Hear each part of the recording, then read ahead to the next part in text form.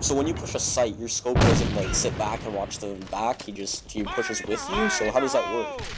Well, it really depends. I mean, when I had Leori, he was our main floater. He did where he wanted to go wherever he wanted to go. It really didn't matter. We didn't play by we kind of played by where he went, but we riflers and pointmans had our own little strategy. We went certain routes.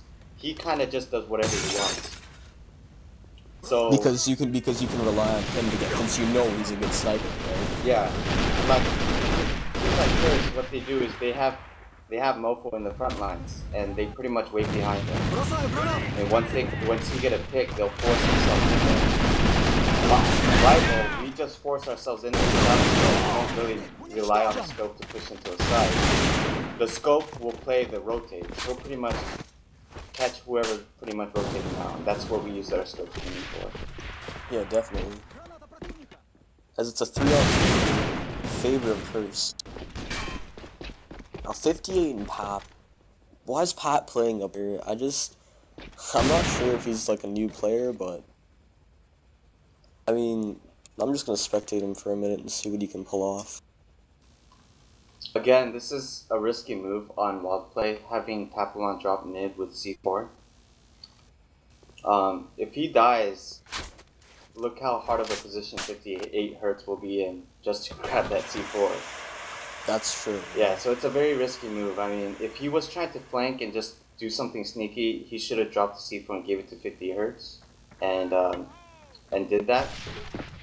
But, I think one shot's gonna pop in mid in a second, since he did give away his position with the nade in blue room. Yeah, so right here, NA7's gonna run. Does manage to take his helmet off. Oh, one shot on top. There you go. Great execution of game sense by Curse, because they did set up the rotate there. One shot, playing really not peeping, so Pat could get the pick. And when Nat peeped, had to watch his blue room, and then when he was watching the blue room, one shot's right beside him. So yeah, I just noticed Mick is. I'm reloading. Oh yeah, Mick is from Vancouver. Am I correct? Is this normally that high? I'm not really considering myself. But I mean, what's that relevant? Oh no, because I remember when we were playing MeD, the one thing that, we thought it was definitely a disadvantage, especially against Euro teams, is the fact that when I play on the Euro server, I ping almost 200, and when those guys play on the US servers, they ping just as much as I ping on the US server, which, it does make a difference, but, I don't know. That's just works, it's like, it's a really ongoing topic about how, it's just, I may be biased when I say this, but Europeans should be playing on USA East, because even though they do lag, and when we lag in the Europe server, this is an American game, like, I'm sure if we had a, Pop taking out far here, now taking, I'll go back to my topic in a minute, Pop with a 3K. Sorry, but I'm just saying, it's an American-based game, and I do mean that it should be. Wow, Pop with a 4K round. Yeah, that was excellent by Pop, actually.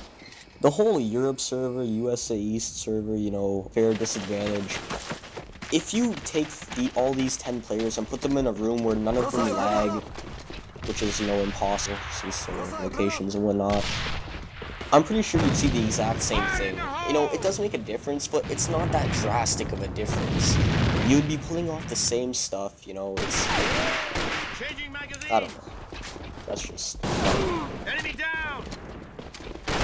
Like, I'm really emotional down to, lagging and things like that, with unfair advantages and whatnot. Why is Sin picking up the SMG on the offense? When he was doing not amazing, but better with the M4, I don't know, like, it's not great ever to switch. I mean, I've seen you play, and sorry for saying this, but, like, when you're 0-2 or something, I know, you can pick it up. You don't switch to rifle instantly. You stay point man, and then you work the picks. So, I mean, you're a great player, I know that. You can hold your own, but you don't switch in the middle of a match, I know that, right? So, what are you thinking about Sin's switching in-game? I'm kind of the same way as you. I never switch class, and when I recruit guys only on one class, not multiple classes. Right.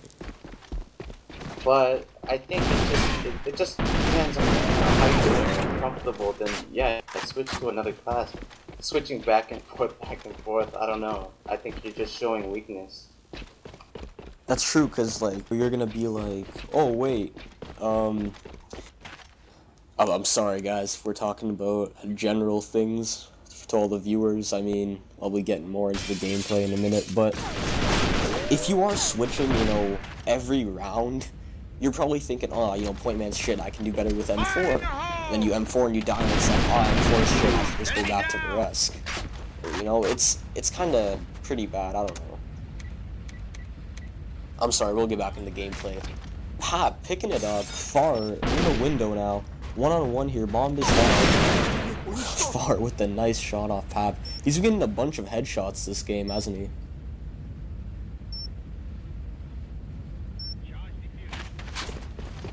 Score is 5-4 now.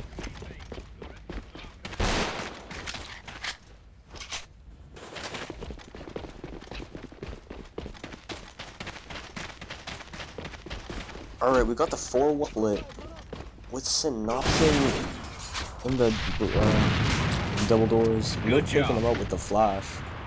I'm pretty sure if he pushed, he wouldn't have died, which is unfortunate. Because he might have been able to get a pick and then die, but he's just not showing this game. As it is 5-4, I'm needing one more round to win this semi-final. What was the score on the other side? It was 5-6, It was right? 6-6, right. For Curse, right? Yep, for Curse. So. And Curse is up 5-4 right now, or is that Wild up 5-4? No. Curse needs 2 more, and Wildplay needs 1 to win. So. Ooh, this is a very close game here, huh? Yeah. Oh, we got an excellent pick by XL over at one side. But Mofo just gets him back. Oh, that's gotta hurt. This may be intimidating Wildplay since they were up 5-3, and then one shot, or was it Far, pulled off that 1v1, not really clutch I suppose, but he pulled up that 1v1 with a nice headshot, and now Mofo's, you know, taking down their sniper. You know, I think this is kind of intimidating for Wildplay because they were up and I think they were getting cocky with all the pushes, but now they're just playing slow. Right here, Prax is doing an excellent job in my opinion, but he's got to be careful here. If he gets picked, oh my goodness. Yeah. If he was able to creep up by Mofo and pick over at one shot, or even kill Mofo, they would be able to pretty much sandwich the guys at 2, or pretty much do a fast rotate the other way around. But it's definitely a risky move, but I think it was a risk that should have been taken. Right here, 58 Hertz to both the right bird now. Here's the tricky part though. We'll see how they do. Yeah, I think this is kind of intimidating for Curse since Wildplay needs 1 more round. And the bomb waiting for the set, aren't they? And then you're just gonna push and sink, right? Yeah. Mofo getting 58, one shot getting aggressive, and he takes out Pap. That was very nice try by 58 Hertz, I think. He's the one that was getting all those kills, right? Yeah, he got the double to stop the push entirely, so.